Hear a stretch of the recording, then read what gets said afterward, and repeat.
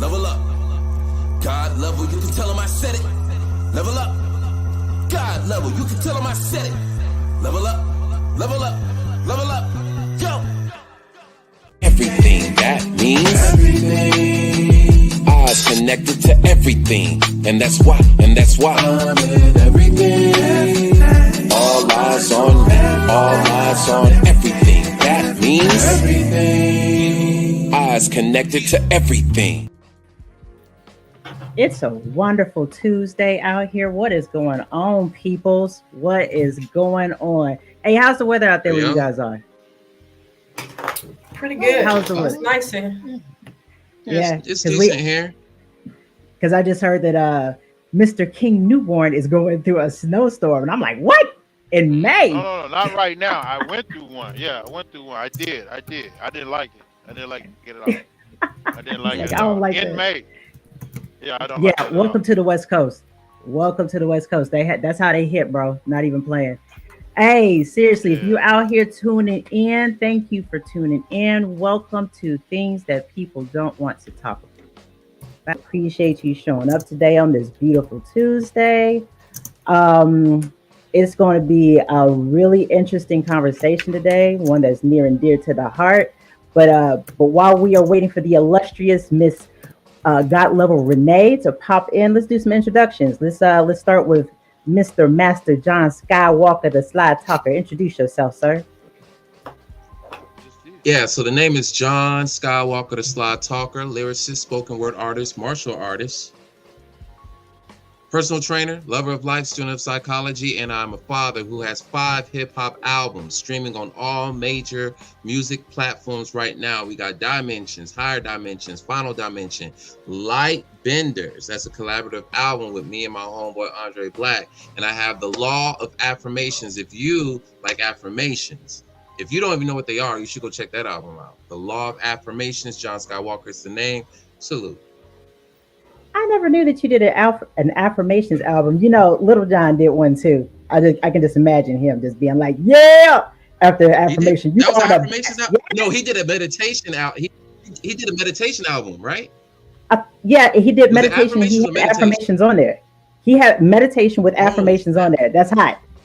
Yeah, I was like, that's hot. So I would love to cop that. Go out there and cop that because he's got 1, 2, 3, 4, 5 albums. Hey, go ahead and introduce yourself, Miss AP.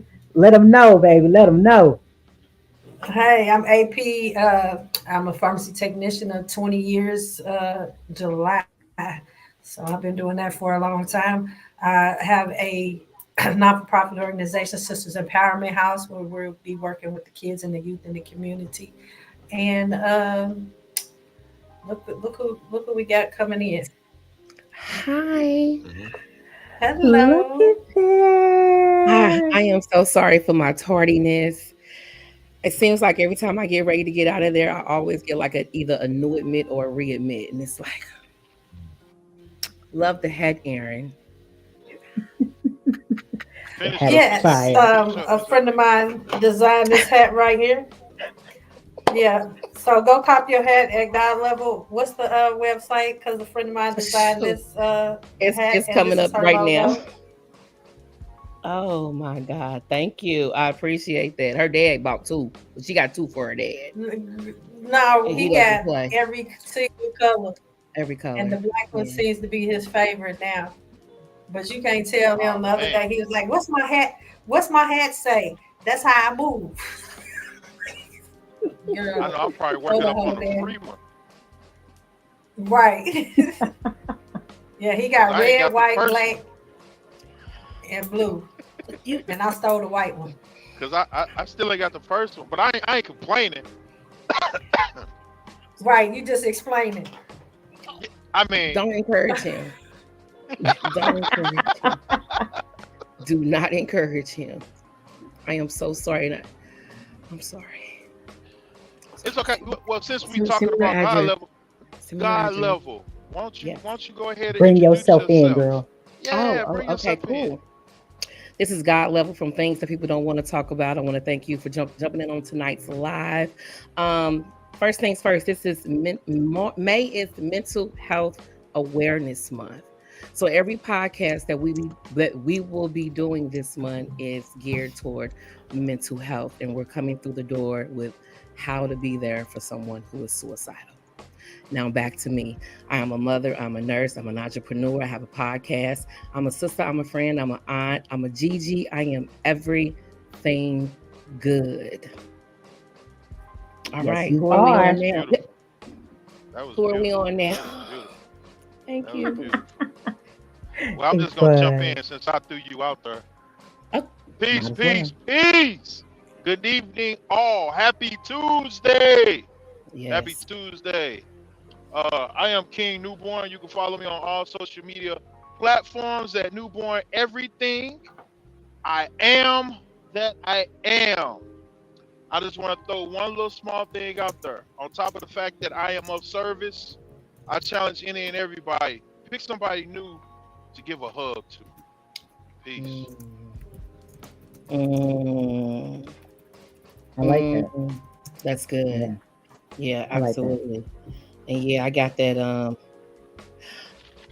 I got that PC, John. Yeah, let's go for it tonight. How are we going to kick? Well, John, where's our questions at? Oh, You know, you we keep us. already just. All right, cool. We're gonna go into it. Let's start off Yes, with Let's get it. before we get started, disclaimer. All right. Okay. Before we begin, we want to emphasize that the information provided in this episode is intended for educational purposes only.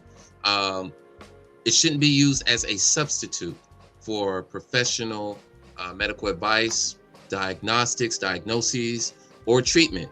So if you or someone you know is in a crisis or experiencing thoughts of suicide, you need to seek help immediately from a mental health professional. Contact the crisis hotline 988 or dial emergency services 911, right? Remember, you are not alone, and there is help available. And so now let's dive into today's discussion. Our first question is, what is suicidal ideation? Now, I'm posing this question because there is suicidal ideation, right? That's in your thoughts. That's your thoughts, fantasies. And then there's suicide intent. They're not necessarily the same thing. It's just like you can have an image of something, but that doesn't mean you necessarily desire it. You can just be thinking about it. All right. So we want to make sure that we're clear in what we're dealing with here when it comes to suicide. So suicide ideation tends to deal with the mind. So when you're talking about suicide thoughts, it can be fantasies. It could be just this preoccupation with suicide. It can be just, fleeting considerations, or it could be detailed plans. You could be like, all right, I would do it like this, and it would happen like this. It would be on this day. I would clean this up. You're thinking. You're just thinking, right? And it's gonna vary with intensity. It's gonna vary in frequency. It can be passive, just as, wishing to be dead, right? But it could be as severe as actively planning as well, right? It can be a symptom of a mental disorder, but it's not necessary. It's not necessary to have suicide ideation. So that's my hot take, just coming out the door. What do you guys think? For me, it was Suicidal connected ideation. Suicidal ideation was connected to my mental illness. It was brought on by the severe depression that I was having. So that's how I got to that point. And I was diagnosed at that time as a rapid manic depressant, where you're just up and down, up and down, up and down, up and down, up and down, to the point where I couldn't keep up anymore. I was masking it very well. John and my brother, they had no clue. I would get on here and do that podcast. I would be all beautiful with my little red lips. And as soon as we were done, that wig got snatched off. I went straight into my room and got in the bed and pulled up the covers and turned on the TV and shut everything off mentally. It slowly creeped up on me. Okay, I'm just going. Suicidal ideation. Did I answer it? Because I'm just going. Go ahead. I'll say That's what it was for me. I was going to say, for me, it was basically just the start of a question. it was, well, no, not even the start of a question. It was basically just me saying, why, well, no, a question. Why am I even here? It was literally just that question. Mm. Like it was, and I kept answering, and I kept on finding answers for it. And the ideation came in the form of, I didn't see any hope. I didn't see any. I wasn't objective.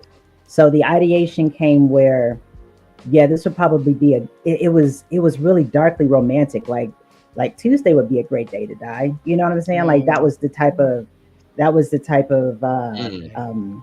thoughts that I was having. It was really dark. It was just like, maybe if something happens, they'll put me in my red dress. Like that was the type of ideation that I was having. So yeah. That's what that was the ideation was for me. It was initially thinking the world would be better if I wasn't here anymore. Ooh. hmm Ooh. Now, So does it have to be that deep though? It's interesting how they come Because about, though. yeah. could it be just on a surface level of, like, how people just say things like, I guess you could say things like, how are you today? And you say, well, at least I woke up on the other side, on top of the ground, it beats being dead. I mean, could it be something like a surface type thing where you say, I don't have any alternative That but would be to live. ambiguous, though. Okay. Okay, I mean, I think that's very circumstantial. It depends on how you're delivering that, because it could be very ambiguous. Some people are just having a bad day, and they're just, they're really So that's pessimistic what at I'm that saying. moment. Is that the ideation where you will say, well, it beats the alternative. You hear a lot of people say that. You know what I'm saying? It's a You little say, bit. how are you It's a today? little bit They more say, I'm direct. living, but it beats the alternative. Could it still be something that simple, or does it have to go as deep as wanting to act on it? Mm, No, all right. So that's the intent. Wanting to Okay. yeah. act is suicide intent. So we're just only Yes. dealing with thoughts, right? Okay. So Yeah. for me, Okay. it All right. was fantasies. It was not just thoughts. It was fantasies. It was, all right, what would it look like? How would I do it if I wanted to do it? Mm, What would it look Yeah. like? Uh, yeah. how would Yeah. it feel? What would be the effects? Like, you're contemplating this thing, right? You're thinking about it. Right. There's no plan yet, but there could be. Yeah. You could be trying to generate a plan in your mind, but ultimately you're just entertaining the idea, and it's just thoughts, just like anything else. Hey, I'm thinking about this career in modeling. You're gonna Mm. Okay. think, and ruminate, right? So the Yep. suicidal ideation it doesn't necessarily have to be a rumination either. It doesn't have to be incessant. It can be, sporadic. Hey, today I thought about it, and then, okay, I didn't think about it until Wednesday. It can be Then a pop I in. thought about it all next week. Yeah. Ooh. So we're hmm just So dealing does with it start thoughts. off simple thoughts and then go deeper? That this is what I'm trying to figure out. Like, does it start off, because I've thought about things like, and I don't necessarily think that I was suicidal, but I just thought about, like, shit, I don't feel like doing this shit today. But then what the fuck else I'm gonna do? hmm Like, I don't even know how to even begin to think about not doing it. You know what I'm It's saying? Like, well, where would I even start if I didn't want to do it anymore? okay. See, So let me go back then. I'm sorry. Go ahead, Mama. My Yeah. bad. I didn't go mean to ahead. cut you No, off. I just it just becomes like confusing. Like, are suicidal thoughts that deep that you go to an act, or suicidal thoughts something to, like, where today I just don't feel like getting up. I don't want to do it today, but I don't want to So take it as It sounds far like two as different things here. That just sounds yeah. like two different things. What you're explaining is two different things. Waking up in the morning and say, you know what? I'm not doing this shit today. I'm going to lay in hmm bed. I'm going to eat me some ice cream, some cookies, and watch some TV. Suicidal ideation is, I don't want to fucking be here. Yeah. Right. okay. Yeah. It is a pain that you cannot even begin to describe. It's just like you're Okay. just wanting it all to stop. That is the difference between the two. So it's a That Okay. really feeling. is. And I'm asking all So these it's questions because Yeah. I'm coming from a point of view of some people as myself, because I've always been, my mother's a psychiatric nurse, so I always have been on my mental health. So I yeah. never I just got to wanted. that point. Yeah. Like, Yeah. I I wanted never to. got to that point. Go ahead. I'm Mhm. I wanted sorry. to. No, it's okay. I just wanted to bring up what Brajad said. Brajad, she said her ideations were literally ways that she could get away with it without anyone knowing until it was too late. So Mm. let's go ahead and say maybe the ideation actually starts with the feeling, then becomes a thought. Mm-hmm. Come Yeah. on. Because Okay. yeah, because for me it started with a feeling of hopelessness. Like Yeah. there was Okay. no hope. And then I was like, and then it was the thought, and then it was the plan, and then yeah. My, So Okay. mine was brought on by the depression mhm, that slowly creeped up on me. And yeah. now I can recognize it. When I stop cleaning and I don't clean and I let it pile up and I start leaving out for work super late, just not caring.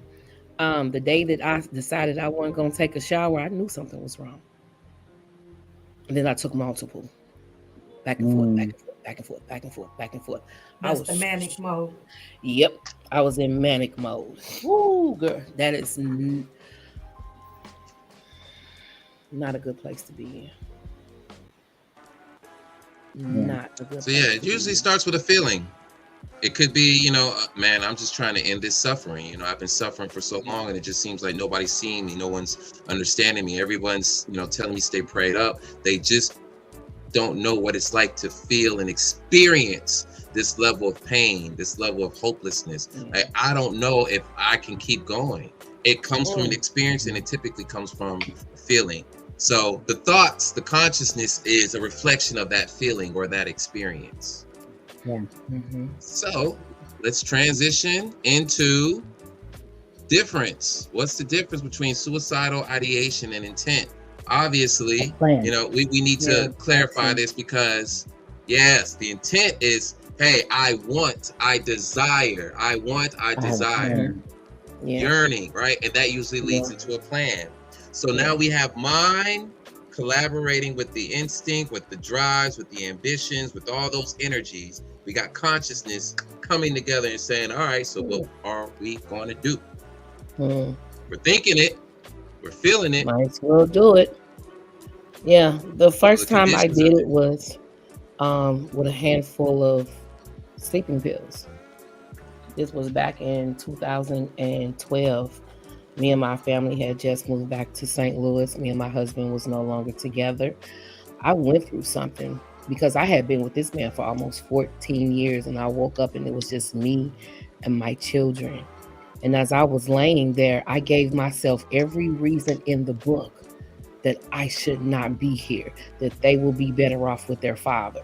They will be better off with their father and his new girlfriend. I literally told myself this before taking a handful of sleeping pills. And then woke up an hour later. All I heard was, get up. And I walked upstairs and I looked at all of my children, and all I could hear was, this is why you live. So it's a real thing. It is. The second time I can't remember if my daughter was there. I was ready. And if it wasn't for my best friend coming to the door, she doesn't visit me late at night. But she just happened to come in. She seen the state that I was in and made a phone call to my sister. My sister immediately called John. John called Dion. By 8 o'clock that morning, everybody that was on my podcast was on the phone. Renee, what's going on? We got everybody here. Talk to me. Yeah, it was real. I was ready. Went to the hospital, got started on some medicine, and was diagnosed with rapid manic depression because I was going up and down, and I needed that shit to stop. Like whatever they gave me, flatlined me. It was like literally hitting a brick wall and sliding down it real slow. I was just happy to be stopped. Like my emotions wasn't all over the place, but prior to, oh God, yeah, I wanted it to stop. So yeah, it gets deep. Go ahead. Yeah. You hinted at something right there, though, and this still lines up with the suicide ideation. Self-talk. What do we say to ourselves in those moments, right? Do you even know if that's your voice? Right. Because I mean, these are your thoughts. These are thoughts that are just Right. occurring in your mind. Nobody else can see these thoughts. No one else can feel them like you do. So Are you is that your prior voice? to, or prior to, during, or after? Prior to those thoughts, Ooh, are they? Is that your ooh, voice? Is that you that speaking to you? Because we exactly. did So ego last week, right? Yeah. Right. yeah, Yeah. Ego. yeah. So is that Yeah. I you? was going to talk about. Have you guys heard of internal family systems? No. It basically says that you have a bunch of different personalities. You know what I'm saying? They kind of crop up as coping mechanisms, right? You got I like your believe shadow that. self, you got the fireman, you've got I the can manager, believe you've that. got the right. And I I've can believe. named mine my shady cast of characters. My shady cast of characters, my shadow self, his name is Ivan. Okay. And Ivan was speaking to me. That was the one who was talking to me, telling me, "But you ain't work. No, you don't need to be here. What you Mm, doing here anyway? I mean, you know, the job don't need you. Them kids don't need you. They can go stay with their daddy. You know what I'm saying? Like, and I had postpartum depression, so Ivan was really on deck, I can hard. believe that. Oh, I on deck, understand now. hard. I can understand that, but like I said, I've been dealing with this for a long time, and it was called cognitive therapy back in 1990s. In the Mm. 1900s, that's what they Yeah, called it. I have that So book. cognitive therapy is the same thing. And what you're talking about with Ivan, I have a little girl, and she don't have no name, but she's a hell of a little hellion, and she tries to protect. And I've been working with her so long that I can keep her in check. But I had to have a conversation with her because I understand what you're saying. I had to have a conversation with her that I'm the adult and you're the child, and I don't Hmm. need you to protect us anymore because the way you protect is destructive. So Ooh. I understand what you're saying, but I just never got to that point of suicide because, as I said, I've been doing this since I was probably about 20, 21 years old. I've been Mm. on some type of medication while I stopped the meds, but I was on something from about that time. So I get what you're saying about those several different people, and it's the different phases that you've been through in life and who stepped up.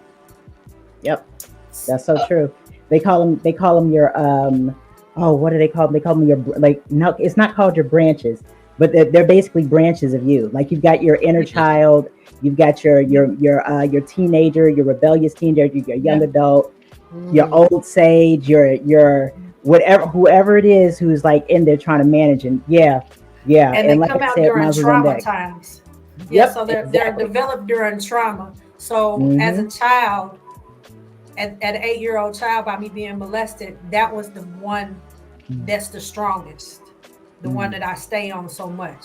But then as you go on throughout life, the traumas Yeah. that you have, you start developing even more. And you got to keep Yep. these in check because they want to Be in they're control. trying to protect you. They want to And it be in sounds control. crazy Hmm. and it sounds It like doesn't at all. multiple personality, but Yeah. these are things that was developed that they are trying to protect you. Yeah. So sometimes Ivan may his protection mode may have been ended off, Mm. Yep. and you got to check Ivan, because you are the one that runs this show. But they will Yeah. come out, and I know it sounds crazy, but they will come out and they will try to, depending on the situation, they will try to, like you said, manage that situation based on their skill. Does Yeah. My eight not year sound old, crazy at all. she got the most skill because she's the most hateful one. But I got a teenager, and then I got one that's in her 20s that that'll put up a fight as well. But they all come out according to The what brings situation. you back to that. Yeah, and it's According to the usually triggered. situation. Yeah, it's triggered. Yeah. I have a nickname. I'm not going to say it, but I think you and I had this conversation a couple months back about my other person that comes out. And when she comes out, I do not care about nothing. Hmm. I have done things that have put myself in a position where I should have been in jail a long time ago. had I But these allowed are her things to that you had continue did. to control. Mhm. Yeah. Had Yeah. I allowed her to continue to control, oh baby, I would have been in the penitentiary several times, if not in there right now. Mhm. Because she I didn't care. understand. I definitely understand that. She did not care. Yeah. She was willing to take All right, those so wrapping chances. up Those risks. the Go difference. ahead. All right. Go ahead. Yeah, so wrapping up the suicidal ideation with the suicidal intent. This is important because this is going to allow us to evaluate the severity of the individual's risk when it comes to, providing appropriate support and intervention, right? So the intent is very crucial because that really indicates that they're at a space of action.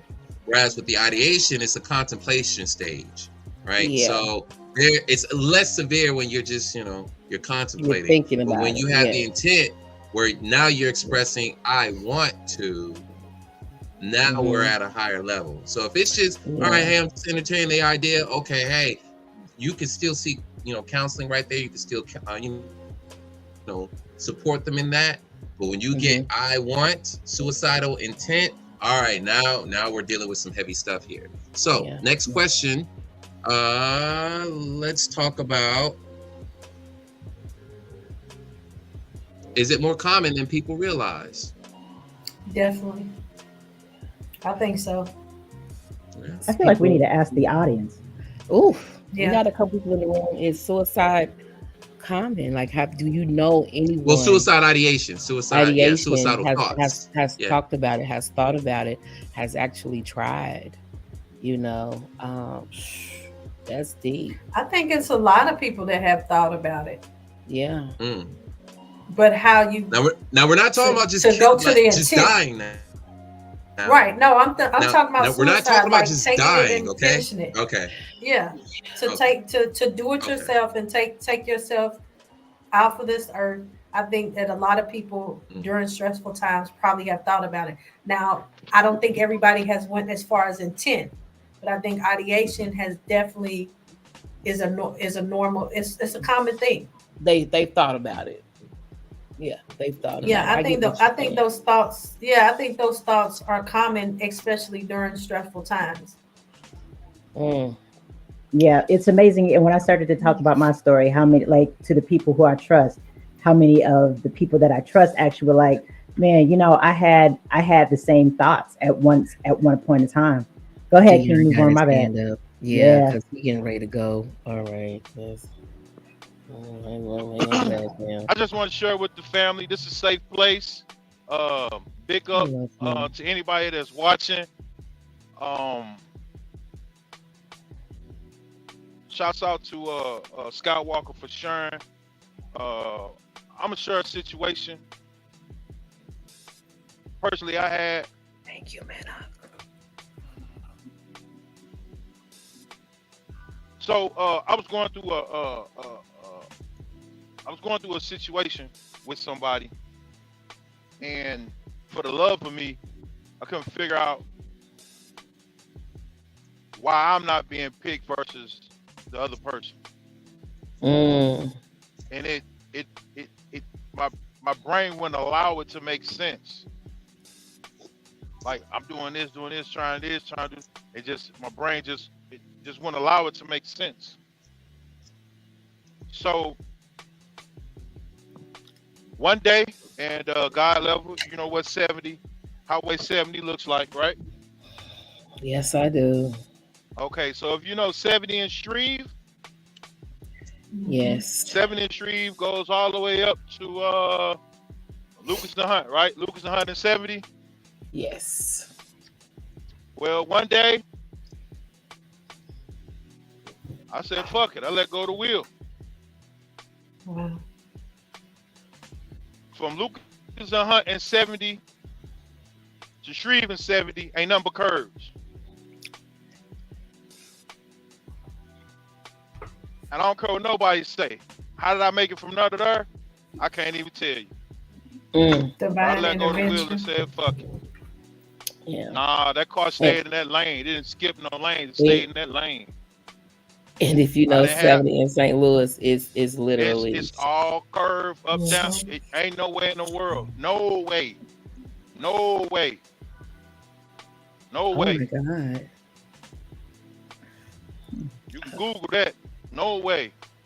The vehicle I was driving was aluminum Z34. It was a two-door with a six-cylinder dual head cam. There is no way. I was doing 90. There is no way. No way. I don't care who you are.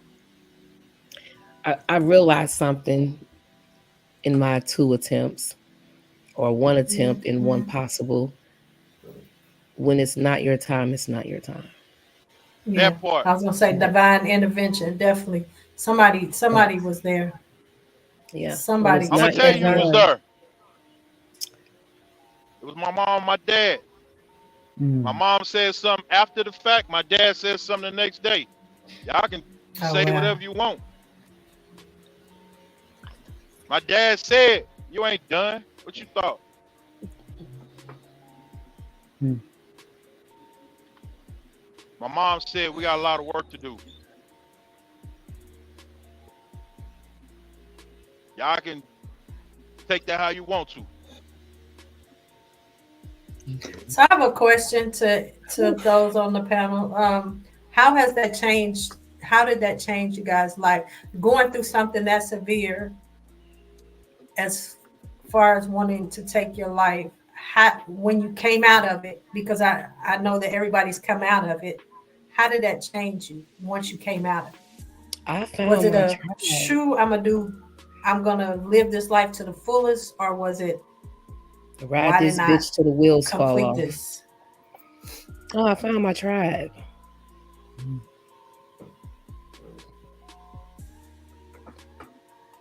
Yeah. I feel like that's us here.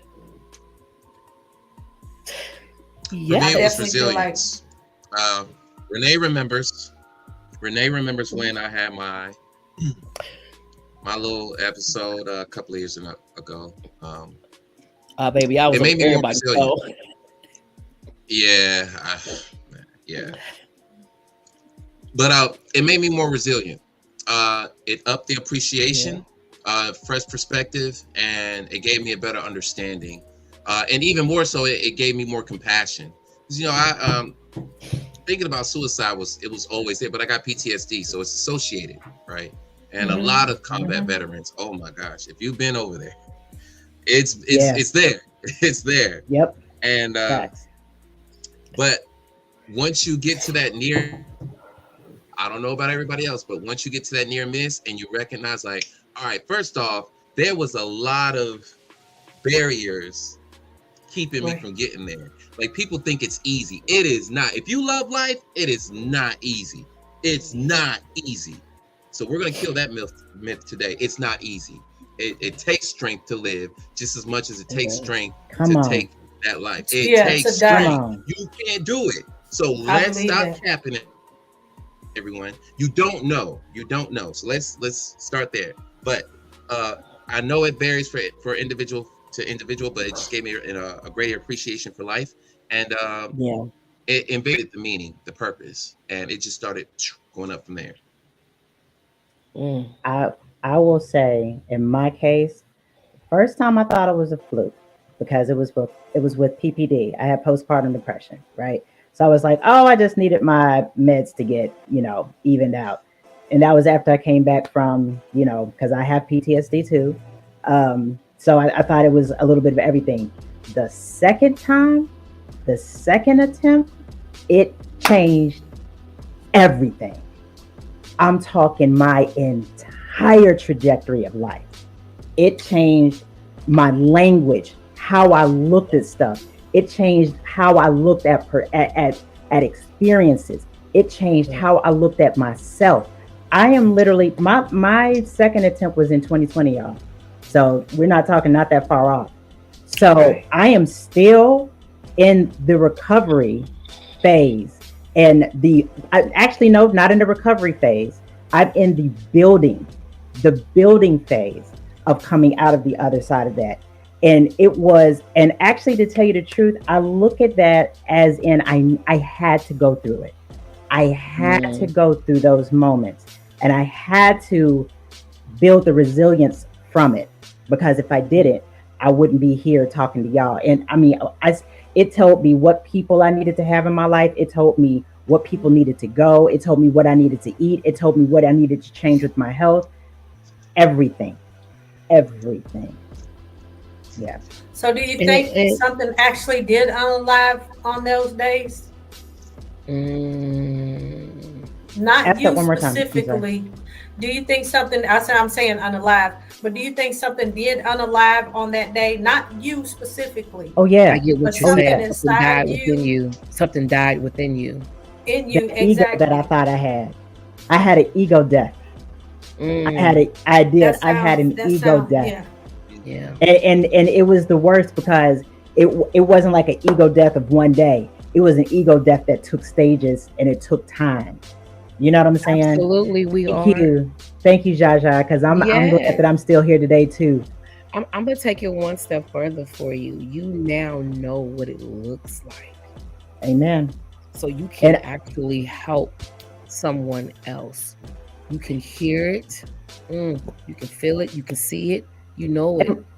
And let's keep this a buck. Most of the time, when Black women and Black men, when they are having those suicidal ideations, they never tell anybody. So the thoughts are more common. Somebody else had just said it, like in the comments. They were like, it's more common than people actually want to admit to, right?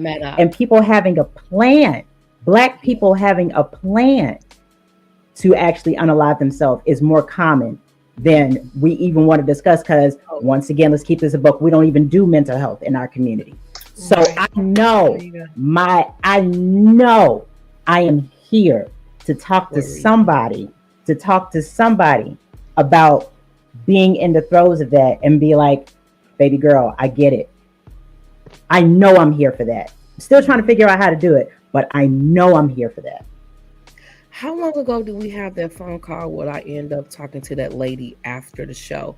Because I can recognize that what she was feeling and going through and saying she didn't want to be here. She didn't have a plan. Probably 4 months ago. Yeah, she didn't have a plan, but she didn't want to be here. Oh wow. Yes. And then you could hear it in her voice when she was talking on the phone. Oh, definitely. Yeah. Oh, wow. And I end up talking to her after the show, and we talked for about an hour. So yeah, John, I asked. Oh, I'm sorry. No, go ahead. John, I asked the ladies, like, when you were going through this suicidal phase, did something die in you that day?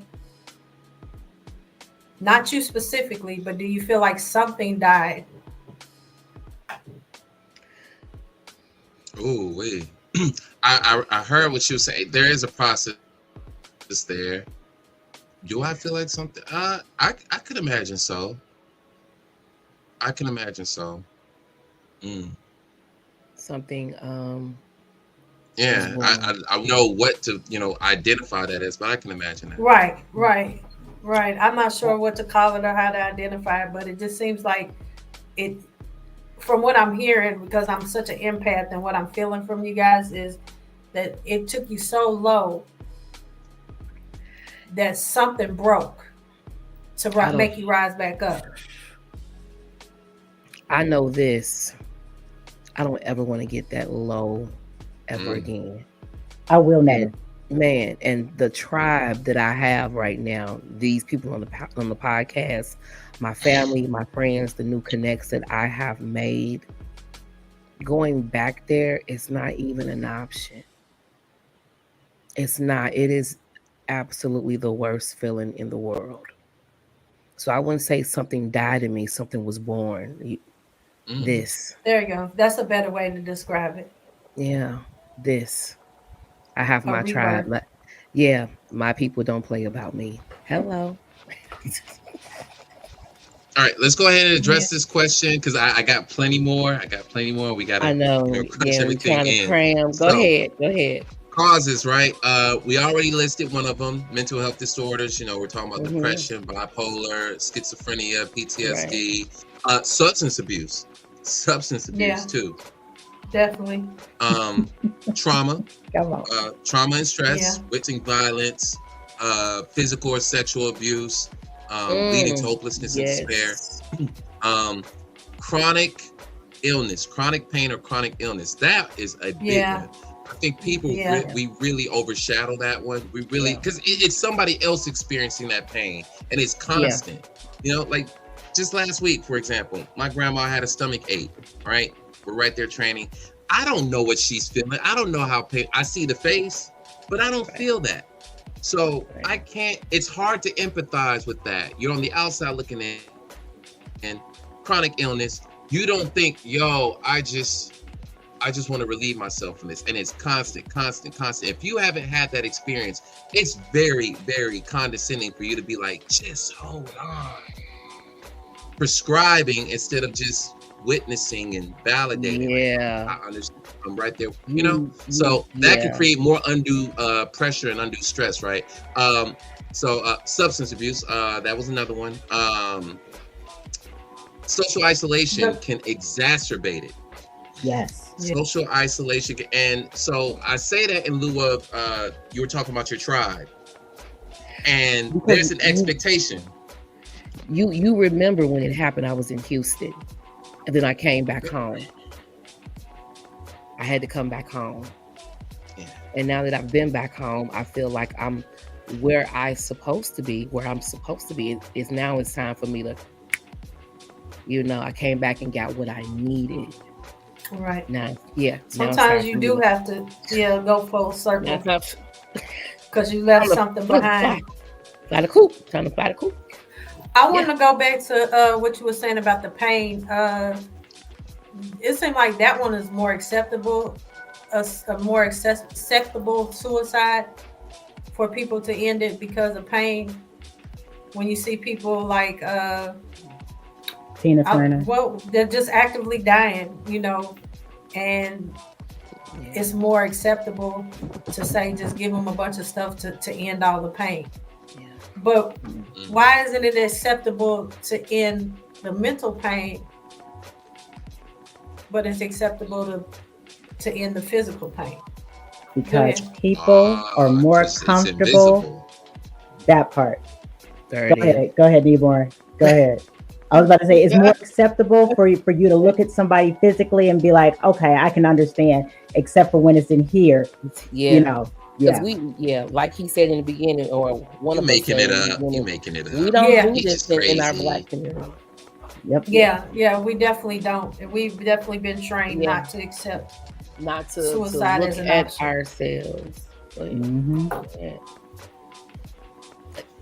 We're waiting on King you, Newborn. I think. Yeah. Oh yeah. I just want to say, you pointed out substance abuse.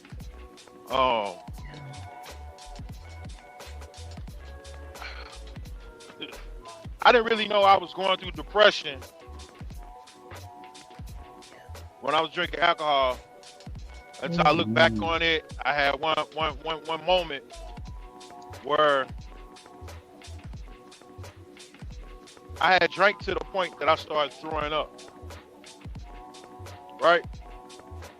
So I drank to the point I started throwing up. Throw up. I started back drinking again. And I just want to point out to what Miss AP said, two things took place. I started to regain regular consciousness. And by me throwing up, the pain started to resurface. So I started back drinking. Right behind throwing up. Like instantly I'm starting to realize everything that's going on, stuff I got to take care of, things I got to do.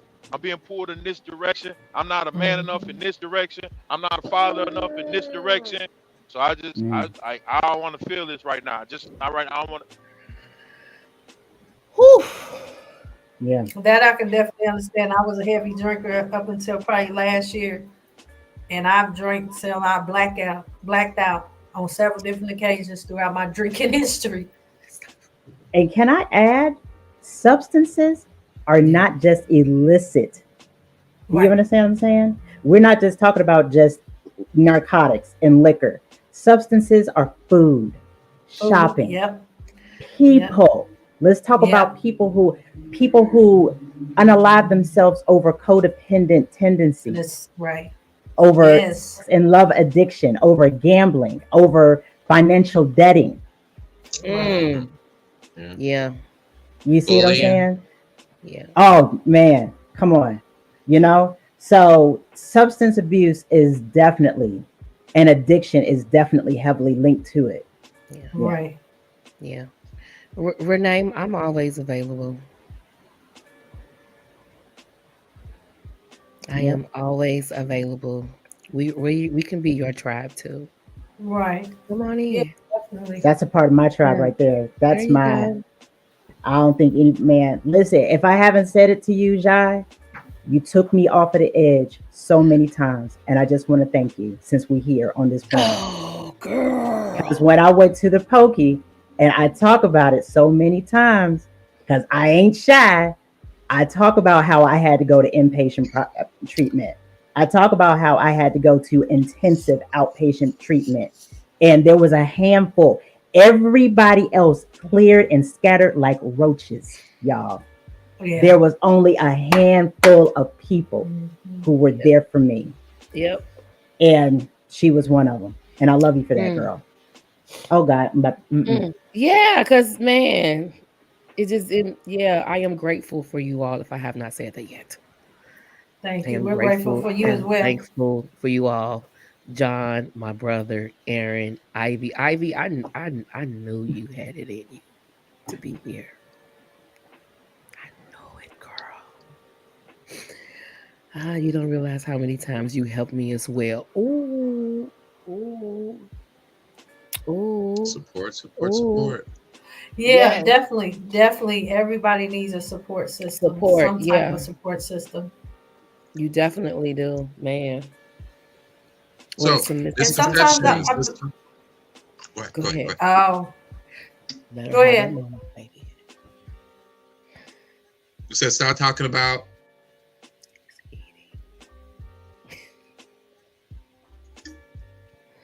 What are some misconceptions about suicide?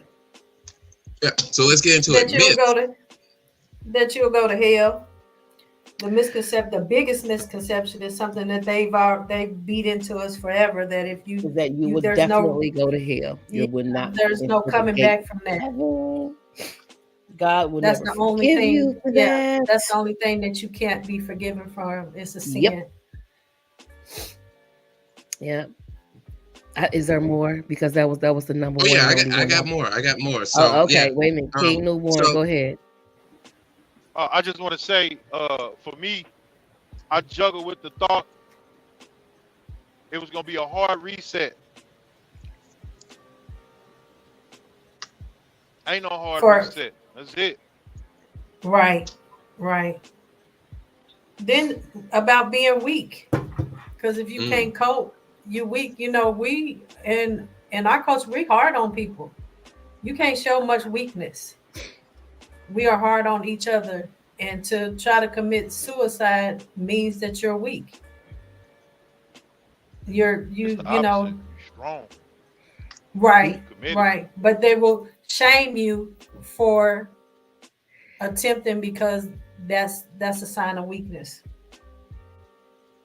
also, they don't understand themselves. A lot of people don't understand the nature of suicide. They just know that it's bad. And so Right, Yeah. talking about suicide, there's a misconception that if you speak about it, if you speak on it, I mean, we do that as Black people. If you speak on it, it's going to come to right, fruition. Okay. right. Don't Mm. manifest. But, but having the conversation like how we're having it right now could actually help somebody by Someone. enlightening them, right? If you Mhm. avoid the topic altogether, right, you may be hindering them from getting the support that they need. So it's okay to talk about it, It's There okay it to Right. talk is. about it. Here's another one. People who talk about suicide are not serious. I mean, if you're Yeah. verbalizing those thoughts, now I know that The there's some first thing. exceptions here, but it's better to take them serious first than to be like, you playing man, stop with all that talk. You ain't finna do nothing. I did it that. is a, I literally did that. What you just said, I took them serious first because everything that they were saying and feeling and showing me up until that moment, I believed them wholeheartedly. So when I got the text message, this is what I took. I'm literally driving 100 miles an hour, trying to get to them to find out, okay, what's going on, notifying people in their family. And then, once I get there, I'm counting pills in a bottle. I'm taking away the liquor. Never mind the fact that I talked to them all the way there. Hey, how you doing? What's going on? Talk to me. How are you feeling? And then I got aggressive when I got there. Okay, let me see what you took. Okay, how is this going to affect you? Because I didn't initially call the ambulance, but I just watched him, So I just recently went through this, not even 2 months ago, with someone that you gotta believe them. I believed him. There's always warning before destruction. I feel like no matter what the situation is. Listen, and if nothing else, this is what is important. If somebody is in so much fucking pain that they want to end their lives, that it is, if nothing else, it is a cry for help. Right. It's a cry for help. Because so I'm just going to read just like Jaja just said. She said to be honest, she used to think that because she was thinking about it, she didn't want anybody to know, and that was her mistake in the past. And she's glad that she didn't lose the loved one that she wrote off needing attention. Give them the attention. Give them the attention, because more than likely they are. We just talked about it. They're isolated.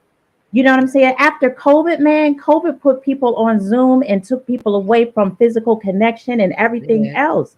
So many people took their lives during 2020 and 2021 because they didn't have another person there. Right. So what they need attention, fucking give them attention. Give it to them. Because they more than likely, they need it. They need somebody, they need to know somebody gives a shit about them. Right. Just give it. Yeah. And it don't cost nothing. There is a consequence, it's right? Free. What's the consequence, right? The consequence. I mean, really just think about that, right? If you're not giving that individual the attention that they're asking for, and then you find out that because I mean, how is that going to look, right? You see the cry for help, you hear it, you're exposed to it, right? And that goes back to this one right here. It goes back to this. Yeah, because you don't want to be living. You don't want to be living with that. Regret, like, dang, I could have did something, but I didn't. Like, I could have intervened. And then the fact that I notified his family, like, y'all need to know too, just in case something happens. So I went through all the proper steps, just to make sure that this person is okay. Because that's not something that any one of us on this platform is going to play with. Man. Right. It's just not going to happen. We just, that's how you feeling? Let's what's going on? Talk to me. Let's suss this out. Let's see where this is coming from. I didn't took your gun. It's in my car. Just trying to take away items that I know that you can use. Yeah, it's nothing to play with. You don't play with something like that. You really don't. You don't. Which is why suicide does not happen without warning, right? Right. Some people will say, oh, it was just all of a sudden. But a lot of the times, the individuals are communicating, you're just not listening. You're just not monitoring. You're just not paying attention, right? So it's our negligence. We're caught up in our own bullshit, right? Mental illness. Only mentally ill people do it? No, not at all. I don't know about Let's go ahead and break that. Let's go ahead and break down mental illness, because you could call somebody mentally ill. The difference between somebody who's mentally ill and crazy is the person who's mentally ill actually went to go get help. They got medication for this shit. There because you go. half of these motherfuckers out here still crazy. It's crazy. And they right. refuse to look in the mirror and actually go get help for their shit. Yeah. I'm serious. I need for my friend that did what he did 2 months ago, I need for you to go sit down and talk to someone. Come on, man. Help. Because you can't keep doing that, and getting everybody riled up about this, what we're talking about right now. Because when you talk about it so much, it's going to be like, and I hate to say this, crying wolf. Yeah. The little boy crying wolf. And then the moment you decide, okay, you know what, I'm really going to do it, and you tell somebody, they're going to be Right. like, oh, he just acting out right now. He'll be all right. And then they find you. Right. I do There want to you go back go. to the mental health part because I do Go think ahead. that all of us have mental health. I don't think there's the same person in the What world. is? To be honest, to be honest, some of us cope better than others, but we all got coping Where issues. they at? Where Yeah, the so normal mental health people that went I through don't think, a yeah, life without even trauma? your psychiatrist to your psychiatrist. Yep. When I heard that, I was like, what? Yes, They got sir. to Yeah. deal with the stories that they hear from you, Yes. Yeah, and and then their own personal so shit. We and then all got yeah, personal shit. You know what I'm saying? yes. So And it yeah, wears on you. So I don't think man. there's anybody. The only sane people are the people that's born today. Anybody been in the world more than a day? They fucked up. You got some shit you got to deal with, baby. Come Right. on. You got some demons in there. You got some trials and tribulations in there. Right. Oh, I cannot man, with you, river. You got Aaron. Don't you One start day that. on So Earth. I wanna Yeah, one day on ask. Earth. It's over. I wanna ask. Can someone help me understand an old situation that happened and why I felt the way I felt at the time? So Okay. I had a client. I was cutting their hair, and when I was a barber, a lot of males would share a lot of things that's going on in their life. This one particular guy, he was talking about, not living up to the standard of what his woman wants him to be, not living up to the standard of what his mother wants him to be, not living up to the standard of what his children want him to be, not living up to the standard of what his job expecting him to be. So he tried to commit Mm, suicide and failed at it. mm. Why did that strike a chord in me during the time that I'm going through my alcoholism and feel like I'm failing at everything, and I failed at committing suicide? Hmm. Hmm. That was life experience. Man. You were resonating. Yeah. He was Yeah. resonating. Not only that, What but you doing? you probably got that message You need to because of see the what fact, you look like on the outside. ma'am, and you also were put in that position because what you had just gone through, you were Mm-hmm. supposed to help that person through that. Yep. You know what I'm Right. saying? Once That's you what you get had. the knowledge, Come on, you got to use it. come on, man. Right. Once you get the knowledge, Right. you got to use it. We are all here to help one another along on our journey. We're That's at that different wisdom. stages. But Man, I'm not gonna say that you failed. To no. me, suicide, and this is why I just have not been a big thing on it. Because I'm scared if I blow my brains out, I'm gonna survive. If I take a bunch of pills, I'm not gonna be I'm not gonna make, I'm Ooh. being serious. I'm being very Okay, serious I'm because sorry. I'm thinking about the after effects. Like if I take a bunch of pills and now I'm a vegetable, I don't and I don't succeed, and be my fucking luck, I probably wouldn't, because I just feel like I got that type of Right. thing. And you Like would be laying, now you're laying in the bed being yeah, checked I'm and laying in changed the every two bed hours and being with a turned, G wiped, and tube. fed something that I don't want to ever have to do. Yeah. Put that I on. So think that I think that scares me more than living. Yeah. I Yeah. think Man. that Go ahead. Dartez wants to call in. I was just saying because he was saying that the number is covered by the comments, so I think he wants Yeah. to call in. It's on the I just ticker wanted to too bring at the that back below up. of the video. Okay. Well, that Hmm. is fine. Please call in.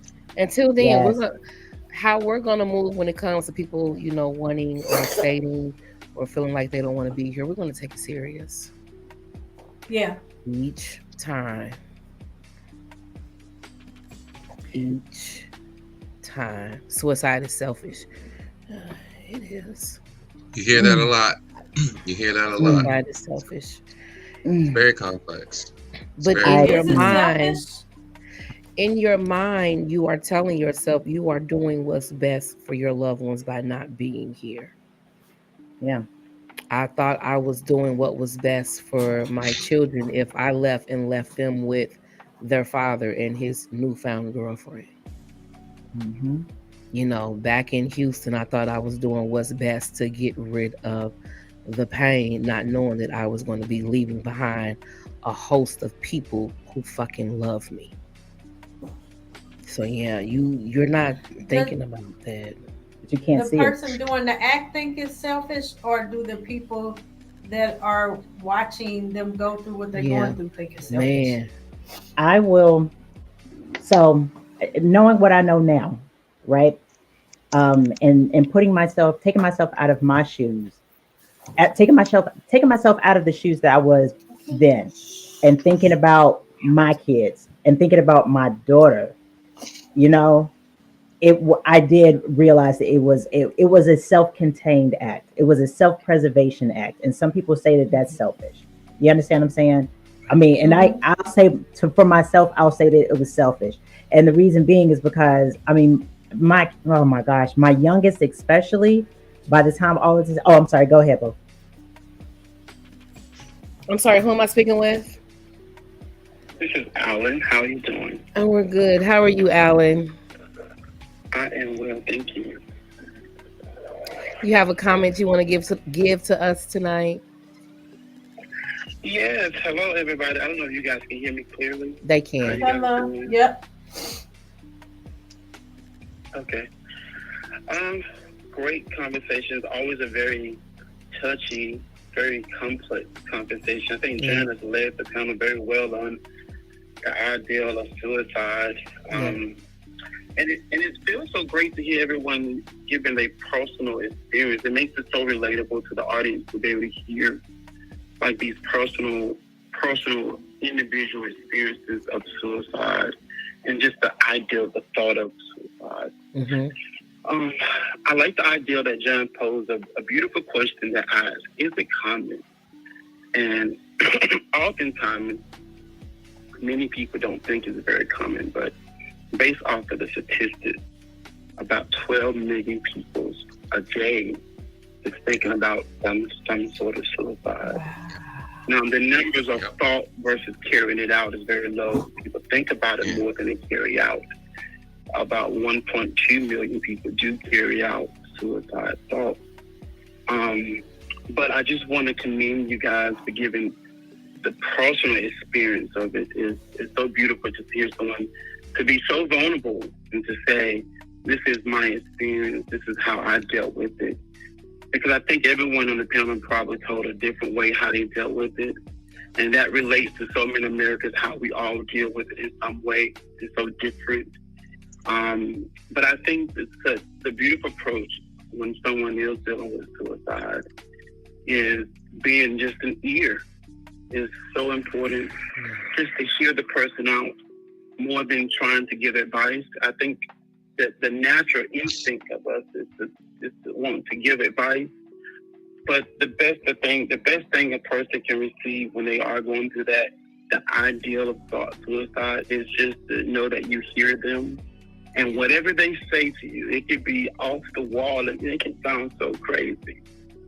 But to agree at the moment, I understand. I'm sorry that you're going through that. Tell me more. It's sometimes the best approach, just so they can know that somebody hears them. Because I think a lot of times that's what's happening, is that people feel alone. They feel abandoned with their thoughts.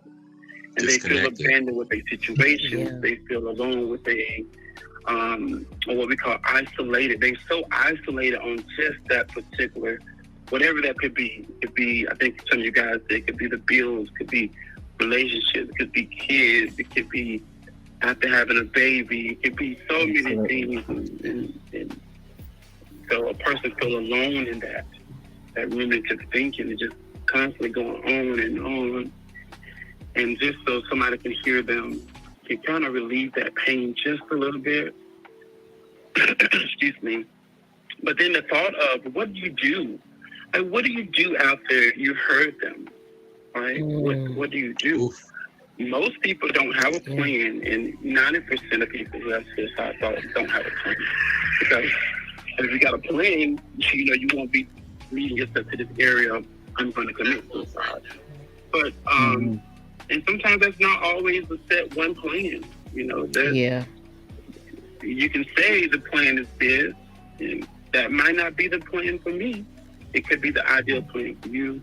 But having a plan is ideal, right? Just like having a plan for your career.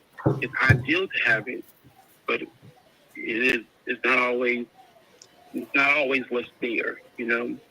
I think John said something that was great, that there's a warning sign before suicide. There's a warning sign. Oftentimes, you hear the warning sign more from females than you'll hear from guys. Yes. Guys That's so tend true. to commit suicide in silence. Like, no one knows about to happen. They just, they don't cry out for help. They tend to just do it. Let's just do it. Either that's a gunshot or that's a jumping off a building or multiple things. And females tend to cry out for help first. They tend to say, nobody's hearing me, I'm sad, or they'll show some type of aggression, or it'll be a lot of signs that you see more from females. But everyone shows a sign. The problem is most people don't know what those signs are. They don't know what to look for. They don't know that a person is in pain or hurting or in a solid state of their mind and they're really thinking. Oftentimes people don't know those signs. And that's not to blame anyone for not knowing those signs, because that's not easy. Even me as a clinician, it's not always easy to see those signs. But there are tell signs, you know, and everyone has different ones. A lot of times if a person already have prior diagnosis, like borderline personality, ADHD, post-traumatic stress disorder, other diagnosis that affiliates with suicide ideology, you can kind of see those signs. But what happened to that person who you thought was just fine yesterday, and they seem so happy and joy, and it seems like there's nothing going on. They have a perfect life. I've seen videos, of people 24 hours. Those signs are not always prevalent. I'm sorry. Am I talking over you? No. Go ahead. I am so sorry. But it is a beautiful thing to try to identify those signs. Yeah. Sometimes you'll see a person that could be in the first state of depression, and that's not always the same from person to person. But just to have a window, or just to have a mirror to look in, it could be this person has changed a routine. Their routine has changed. Because their routine do change. Every person's routine changes when they are in this suicidal thought. That routine change, and it can be very sudden. It can be a very small change. It could be a change for like change of direction on job path. Like they're going to work every day on Highway 10, and then all of a sudden they just change that routine, and they could be on your 360 from Apple has these stickers, and you can notice there's a change there. Those changes sometimes it'd be important to jot down, like, and it could be a conversation like, hey honey, I noticed you went different, you went different paths today, and they can say, oh, I was just, whatever their answer could be, at least you gave a chance to look at that small change. And I know that sounds crazy, but those small changes happen, especially with guys. Guys are known for changing routines really easily. Giving away stuff. But I'm sorry. No, she's no, it's okay. No. Keep going, Al. I'm hamstering. Okay. It's okay. It was one of her hamsters. It's okay. You like what? Oh, wait a minute. Can you hear me? Yes. Okay, yeah, someone else was just calling in. Hold on, you all. You can take the other call. You can take the other call. I think I've said enough. I'll give them more time. Thank you so much. No, thank you for calling Thank in. Thank you so much. All A right. lot of insight. Thank you guys for sharing such good comments. All right. Okay, bye-bye.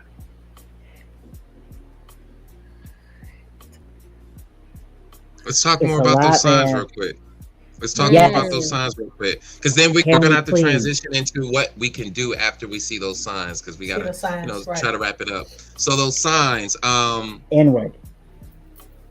So I wanted to ask him before he got off, because you could see one sign And that's one sign Right. to be ambiguous. So I'm wondering if we should be looking for, a cluster of signs. So let's say the helplessness and the hopelessness, um, the suicide talk, the suicide self-talk, the increased Decreased isolation, conversation. Increase in right? depression. You can Just tell somebody is masking if you go talk to them, have a conversation with them, and they give Mhm. you a smile, and then you watch them before you leave them, and you just literally watch them just, Right. you know what I'm saying? Like Yeah, literally, like body language. ha ha ha. Yeah, that body language Hollywood. can definitely tell you. Mm. Hollywood. Hollywood. Mm-hmm. Is that Okay. Mr. Fowler? That's Mr. Hi, Fowler. Good hi, Lord. Hollywood. Oh. You see him down. Okay. Go ahead and give us your comment, Mr. Hollywood. Hey. No, I was listening to. Hi, everybody. How you doing? Hello. I was listening to you guys, podcast for the last couple of days, Mm-hmm. and I kind of had that issue with a best friend of mine who also committed suicide. Wow. And I didn't find out until I found out when I was in the movies. Mm. And I went for a funeral home part-time. Okay. And I ended up picking him up. No. And it's 45 years of friendship. Is a thing to where you would never think that would happen to your best friend. It still hurts when people ask me, well, what happened to Terry? What happened to Terry? And that breaks down every time people ask me what happened to him.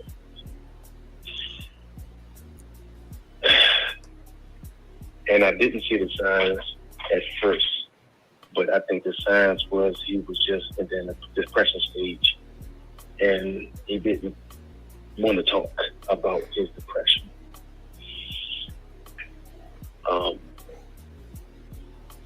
I never talked about it to anyone. It's really hard now to even talk about it to this day.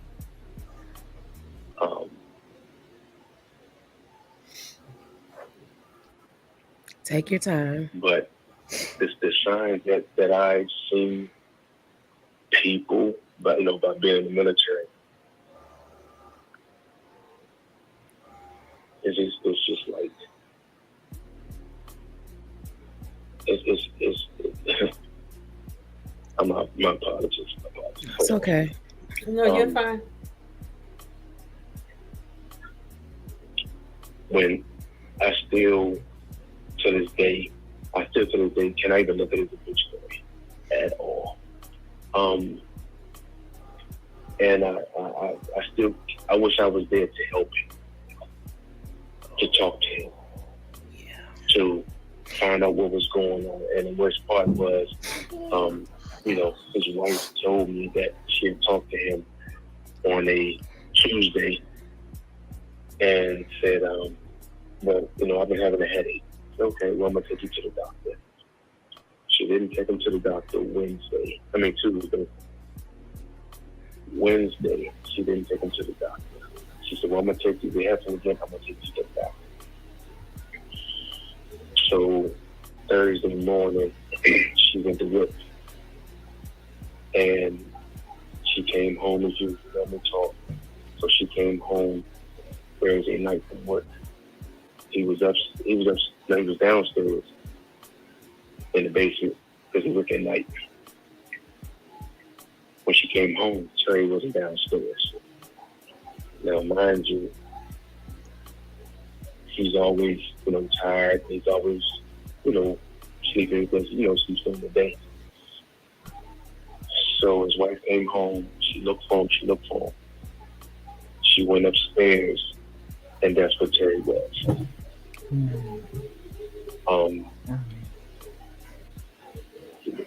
He was just lay down in the cold block ice. He's been there all morning, all day, dead. And the worst part is her 16-year-old daughter was there the entire time. They never knew he was dead. She was in her bed. Oh my God. And she tried to perform, CPR and everything, and he wasn't. She didn't even know he was gone. Because back in the day, when you are just, you're home, your door is shut, the parents' door is shut. You don't go in. You don't go in. Right. She didn't. It was a real major shock. So mind you, Terry is 6'4", 253. So it still bothers me to this day. It'll be 3 years in July that he took his own life. And I'm still at a thing to where it didn't happen. So when I went to when I picked him up from the Baltimore morgue, I talked to him. I had to, try to identify the body and everything. I talked to him the whole way home. And Hey, Fowler. I couldn't. Yes. I want to ask you, because first of all, I know this brother from way back. I know him from, like, we were deployed to Guantanamo Bay together. And I just got to ask, being a Black man and seeing your friend and now saying, I saw the signs, I wish that I could have been there for him. What were the signs, Black man to other Black men?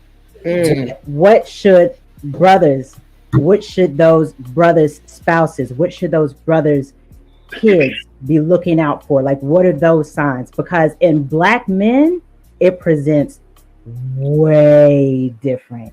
So what are those signs for Black men that we should be looking out for?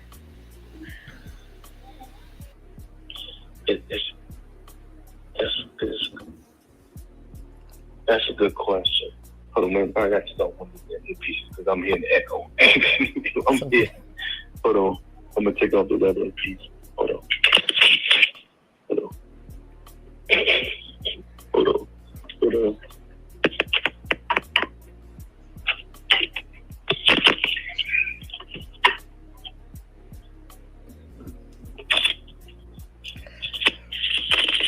What you doing over there? You find the egg? I can tease with him like that. I can tease with him. What you doing? Oh my God. Okay, can you hear me now? Yes, we can hear you. Go ahead. Okay, yeah, that was too many earpiece I had. Okay. To me, the signs, and it's crazy. I'm glad you asked that because the signs from a Black man's point of, of trying to. The signs, like they'll start either, hear me out, they'll start either doing different things. They'll either be silent or they'll do something out of the ordinary. Like, okay, so I've been knowing this since 2006, and she know I like to joke around. I like to do crazy. I talk about people, I clown people, I do the craziest crap. I just do whatever. Then all of a sudden, when that person starts changing, like there's no more laughter, there's no more, everything is so serious, or they just blunt with everything, or they fall back on, way back for some odd reason. And first thing you be like, well, people may ask, damn, Fowler, Hollywood, you good? So yeah, I'm good. Damn well he ain't good. When you come to the door joking, from the time you're joking to the time he leaves, and if there's no joking, no clowning, okay, fine. Maybe maybe it's a job. But you start seeing a type of different movement, the way he is at work, the way he is at home, the way he is around his friends. Now, even if he goes and say, yeah, I'm gonna go hang out for a minute, okay, cool. But he's sitting there, his whole atmosphere, his whole demeanor has changed. And then you have to do, excuse me, it's a difference between when it's a different demeanor when you change it from, breaking up from with a girl, than you thinking about ending your life. It's a whole different demeanor. Your whole atmosphere just changed. Everything is, I don't care. Excuse me. Things have started changing. They started going places. They started not doing things. So what's my man Skywalker? So me and Skywalker say, Hollywood, come on, let's go. Knowing we hang out every 3 days a week. We hang out. But he's like, man, I ain't heard from you. Good? And yeah, I'm good, man. I'm just going to check. Well, talk to me. Well, I'm on my man. It's a job. And then damn well, this dude got the sweetest job in the world. Something ain't right. He's not talking. As black men, we don't talk. And I think that's one of our biggest problems. We don't talk. We think everything is hunky-dory. Everything can't nothing hurt a black man's feelings. Can't nobody hurt his pride.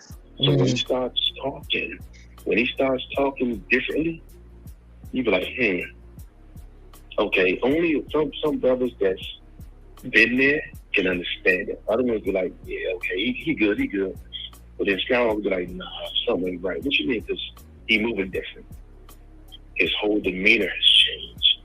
You have to talk. It's not necessarily making him talk, but it's a certain way you gotta make a brother talk. It's like, talk to me, what's going on?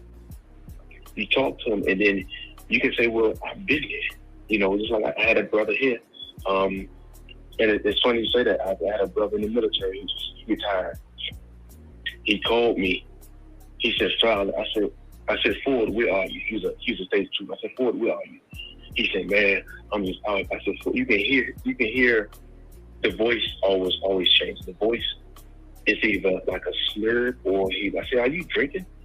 Man, I'm good, man. I'm just out here driving. Driving where? Where you going? I said, Ford, first of all, talk to me. And most black men, first thing they say is, oh, no, I'm good, man. You don't understand. You can't tell me I've been there. Tell me what's going on. I've been there. Then I said, well, I'm going to stop here at the liquor store. That's another bird for that. They don't drink like that. So if a black male decides to do things out of the ordinary, i.e., they want to go to the liquor store, they want to go out driving, they want to just sit in the house. Knowing those 3 things are red flags, that person won't do it. So when you ask a young black male or older black man, you should ask him questions out of the ordinary. Even if you got something in there, just to see if they can bring it out. But you got to earn their trust because you cannot. That part. Yes, because you cannot BS any black man, especially if they already know this. You can't do. They know. Like, man, you ain't never did this. You took no. Listen to what I'm saying. Let's talk. Let's meet somewhere. You cannot sit there and say everything will be fine. I got you. Let's talk. Because if you tell him everything's gonna be fine, he's like, no, everything ain't gonna be fine. Then you say, okay, well, talk to me. Because we probably got the same issues. And once he start talking, you be like, okay, I got the same issue, then let's talk. I talked Ford out of committing suicide. Just last year. As a matter of fact, I told him I committed suicide because his wife, thank God, his ex-wife wanted divorce papers. He didn't want divorces, but he started talking. I want you on this Ford. Listen to me.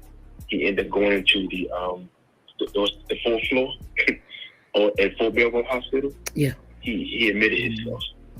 I said, Ford, stay here. Get yourself together. I got you. And one thing, and Harvey knows, one thing I do, I'll talk to him in the face. I'll talk to a lot of people. A lot of young black men, a lot of men. Listen to me. I've been there. I've been a lot of things. Have I tried to do this? Of course I have. And let me tell you what stopped me. And it's not funny, but it is funny. The damn thing wasn't nothing. That's the only thing. And I said, I must get out of my mind. I said, I can live. I said, only people you're going to hurt is your loved ones and your friends. That part. And I wish I could have talked to Terry before he died because he ended up taking some pills. Because his wife found a suicide note. I said, That's I need to even know. She said, they mom, yes, she did. And it really took me because you never know what a person, and I tell people this, I tell a lot of people, don't never judge nobody when they say, can I talk to you? Because you never know what they're going to say, what they're going to, especially as young black men. There's a lot of people out here. I've been in the funeral home business for 2 years. I've been doing funerals for a long time. But being in the funeral business, I've seen these young black men take their lives because they don't have that mentor. And it's so freaking sad. It's a sad thing.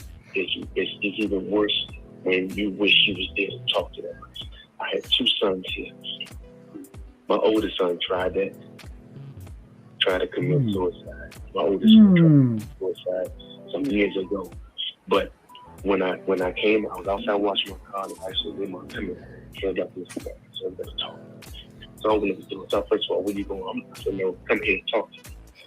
He was upset because his first job he had as a 19-year-old, they fired him. Because you know how they want somebody else in the job and they try to they made a story. So they got him. So he was in the street. But he ended up taking some pills, some clear pills, some stuff that make you lose weight. I said, you're gonna be a skinny, clear faced dude. So you know what? But the point but like I told him, if you need somebody to talk to, I'm here. Okay? Right. Trust me. It's a time to where you want to talk. Don't think there's nobody to talk. I'm not here to talk. You have other uncles, you have friends. I said, but right now, I'm not dead. I'm not in jail. I'm not overseas. I'm here in this house. Please talk to me. And I tell it to anybody. When I bowling there and bowling out, they say how we crazy. They say, you talk to people like you know them. I said, man, I can tell you, I can join on anybody I want to. And I would be your best friend later on down the line because I like to help people. That's what I'm here for. People say, well, you should be a motivator, you should be a recruiter. No, it's just that I've learned to talk. I know what people go to. I ain't got to know you. I can read you and talk to you and go from there. But as black men, we need to open up more and not keep our feelings so deep inside because we got so much stuff deep inside of us. Yeah, we hurt inside because we hurt from jobs, we hurt from women, we hurt from family. And those 3 things will put a man down so bad. He feels as though I don't have nothing else to live. I think Fowler, Fowler, I think that Skywalker wants to like comment on everything that you said because look, he been over here breathing, collecting air in his chest, just like collecting air. Yeah. Because I think you resonated. I think what you were saying resonated with him. So. Talk to me, Skywalker. Talk to me. Yeah. Hey, thank you so much, Hollywood. I can't believe you're calling yourself Hollywood now, but thank you, Fowler. Hey, okay.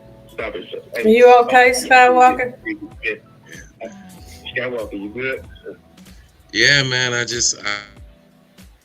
when he said that, there's a lot of voices that I've heard those stories before, man. He's not lying. I want a potato and a chicken. Yeah. Oh my God. Yeah. So thank you so much for calling in and telling and giving us that story, and also signs to look for. Man, we really appreciate that, Hollywood. That's something that I wanna say to y'all, to the men on the panel, and to the men that are out there listening. We love y'all. Absolutely. And we love you wholeheartedly with everything within us. And it's okay to feel. I think the biggest thing is that our black men don't think that it's okay to feel. And not only is it okay to feel, but it's okay to express those feelings in a healthy manner. We got to get to that point. I don't know how, but I just want to let you guys know that gentlemen, we can I accept you guys and your feelings 100%. So whatever y'all got going on, you can always talk to me. Just, I'm a listen and try to give you some advice as well. But it is okay for you to feel, and it is okay for you to express those feelings. And we love you. Yes, we do. And let's go ahead and say that as a community in general, we need to get okay with feelings, all of us. Yeah. Because if you think about it, if Black women and Black men make it a safe space to have emotions, Yes. then that's when we can actually come together, because Ooh, Black men want to go home and talk to their woman, but their woman's got so many emotions, and she's like, I can't talk to you about my emotions, because he's like, I've been cutting my emotions off. So nobody is communicating, everybody's acting out of trauma, and nobody actually wants to sit down and be like, your emotions are valid. It's okay for you to be pissed off. In fact, it's okay if you want to be pissed off at me until you find out what the real issue is. And I'm going to hold space for your big emotions right now. I think that's one of the largest issues right there. Right. Let's go ahead And I and be need our okay women, as a community. Yeah. right? I need our women to make it a safe space. Stop with the punk ass and get your bitch ass out of here. And he's coming over because he feels like he wants to express himself, and now you are using it against him. That is not fair. That is not right, and that can be detrimental to someone. It really can. So I It need really you can be. to listen to me. I promise I've done it before, and I know that it affects these men. And these are the results that we get. They bottle everything up, and then we have situations where you come home and they're no longer with us. Yeah. We Suicide note got on the to dresser. we have to give them a safe space to be able to express themselves and feel comfortable, and not use the shit against them when you get into an argument. You're gonna have to find a better tactic. Ooh, child. I cried with mine. We literally sat there and cried before his attempt, and I talked to him. I said, I understand that your person is not here, but you are my person. Don't do it. Think about your family. Think about your daughter. Think about your friends. Think about you. It ain't worth it. You're going to leave behind a lot of hurt people, and they're all going to be wondering why you did it. Don't do it. So yeah, it was a lot of heart to heart before the attempt. So yeah, it really was. I promise y'all, every time we do a show, I just feel like something on the inside, like a healing each time. I'm sorry, Hollywood. What did you say? I'm sorry. You what's her name? Sister Empowerment. AP. But you know what else is crazy, and what I think as men, Black women, whoever, Black men, we like to hear certain things, like how was your day? What's going on? Something comfortable. I mean, you want to do this together. Would you like to eat? Is it okay? I mean, let's talk about your day. We want to hear comfortable things. We want to be comfortable. We want to be. Yeah. We have that emotion thing, but a lot of Black men don't get that. Oh no. I believe that, because just like we want to hear it, they want to hear it too. Yeah. And I think we also just, oh Lord, oh no, her microphone. I see. Oh yeah. I think that we all want to be comfortable, but just realize that sometimes with comfortability also we have to make space for the stuff that's hard too. And that's where it's like just be able to have those moments. You're muted too, Ma. You're muted. You're gonna have to be uncomfortable to be comfortable. Yep, exactly. I like that. Uncomfortable. Yeah, you're gonna have to go through those uncomfortable moments to get to the comfortability. And it's hard. It's really hard. I mean, I've been in several different relationships. It is hard to empathize and be sympathetic towards somebody when you feel like you're not getting what you want, and you're also going with day-to-day stresses. But this is something that we're gonna have to practice, because we are wearing each other down as a community, and it's not fair. We beat our Black men down so bad. We beat them down so bad. Come on. And we need to which is why I want to encourage the brothers, like I was saying before, writing. If not writing, you're like, man, hey man, my pen ain't all that good. Record yourself. It's about seeing yourself. You don't feel seen. So you need to see you.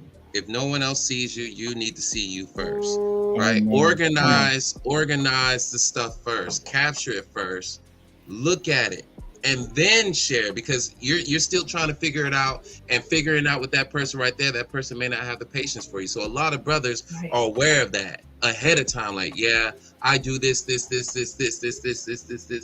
I know I'm not going to get the same in return. I know I'm not going to get it, and I'm okay with that. But I still need help. So how do I compensate if I know I'm not going to get that from my circle? It's not even a matter of will. Some people they just don't have the ability to do that. And it's just everybody's relying on you, right? So for the brothers out there, record yourself, document yourself. For me, it was writing. For me, it was writing, and definitely that's a good thing. Right. And go ahead, again, I'm sorry.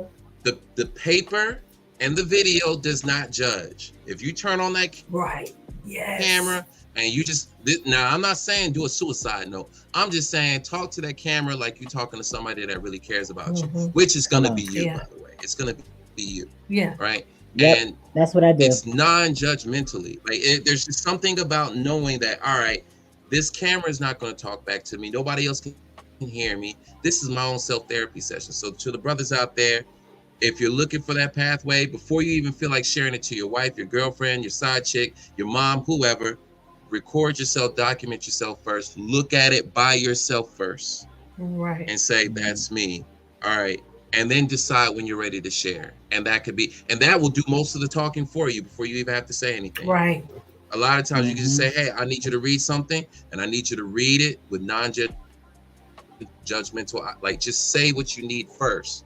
Give them the opportunity first. And then you could be like, well, hey, I told you to do this. Hey, well, you can't fault me for, hey, I told you what I needed. With no feedback. And there it was. So maybe you could take it to somebody else. Journaling is the best. Yeah, journaling is definitely, I all day. All day long. And I'm lucky I get to work from home, so I get to be therapeutic, and I've gotten a lot of work done mentally. But journaling, and they'll tell you that is the best release. It's to journal. So John is 100% right. And men don't be always afraid to put that pen to that paper. Yeah, I will say there is a caveat. There are limitations to journaling, but it's a great start. Just getting started with just seeing what's going on in there. That's like the first part, is just being aware that, hey, I'm not okay, and this is what my not okay looks like. Right. Right. And if you don't want to necessarily write it down, because if you're ADHD like me, I'm like me trying to put pen to actual paper. I'm like, I don't want to do that. Do some audio journals. Just speak on it. Just record yourself. Do a video. Or if you don't want to see yourself, literally just record audio. And then with and that right there, that'll help you out. Oh my goodness. I'm like, what is she saying? She's giving these pearls, and we can't even hear you, ma'am. Right. We can't hear none of it. None of it. The microphone that's definitely a great idea, though, John. That to suggest, because I know it helps me 100%. Because it's stuff that I don't want to discuss with people. My bones. Sometimes I don't want to be vulnerable. There's things deep down inside of me that I cannot be vulnerable with other people, because I'm worried about judgment. I don't want to be a fool. I don't want to be this. I don't want to be that. But if I write it down and sort through it, I don't have to worry about that. Can y'all hear me? Yeah. Yes, we can. Yep. Yeah. Thank you. We thought we was gonna do an hour show today. Yeah, we tried. We tried. We really did try. Listen. It didn't. Listen. You guys listen to my story. I appreciate you calling in and telling us your story. Yeah, bro. No. End up doing something else, no, we're gonna catch you guys we're only live on Tuesdays. Yep. Yeah. Yeah, probably was. Now we'll drop a preview. We're gonna start dropping previews on Sunday, but it's only like a 10-minute clip. We may have to get back on later on this week to do that 10-minute clip Yeah. because we literally are. Yeah, we had an hour and 40 minutes, and we try to keep it. We tried, but when it gets good, it gets good. It Yeah, does, man. yeah. This was really With that good. being This was said, very, very all right. Thank you so much, Hollywood, and we hope we see you back next week. Hi, Abby. All right. Follow. And now I know don't call. Look, Maggie's the one that called on Sunday. She said, Yeah. now I know don't call on Sunday. I answered the phone. But at least we I know. was like, At least we know you was watching. Yeah. She called on Sunday. Oh, I love it. I love it. That's I my girl, answered the Maggie. phone. We talked for a little bit. I was like, hey, yeah, we're not live right now. So, yeah. Oh My God. John, you good down there? I'm good. I think we all absorbed a lot of good information. I'm talking about we all. I think I felt all of this in my spirit. I will tell you that. We love you too, Maggie May. I'm glad we talked about this. Oh, love you. Yeah, thank you. I'm glad that he was able to give us signs to look for when a man is when he's not verbal with how he is feeling, and if you are noticing something different with your mate, oh, that's my daughter coming home, check in with them, find out how they doing, what's going on with them, and if they are going through something, listen. Yeah. Listen to them. Don't be so quick to judge. In the beginning with my friend, I understood exactly where he was coming from, and I believed him all the way up until the act. So yeah, good. We'll talk about the other half a little later. But I want to thank everyone for jumping in on tonight's live. I want to thank everyone who called in. I want to thank all the comments. We really did try to keep it under an hour tonight. We were doing good. And then Alan called in and bam, here we are. I'm not complaining, Alan. Thank you for calling. Next week, I think we're going to tackle PTSD. Ooh. This is Mental Health Awareness Month. So, PTSD is something that is going undiagnosed. And yeah, if you live in the hood, you can have PTSD just by watching the police rough up other people that look just like you. Life, man. Let's talk about complex PTSD and combat PTSD. We're definitely going to hit on that next week. With that being said, thank you to everyone. John, you got me? Yes. All right, y'all. See y'all next week. And keep an eye out for our preview, all right? Keep an eye out for our preview, all right? Salute.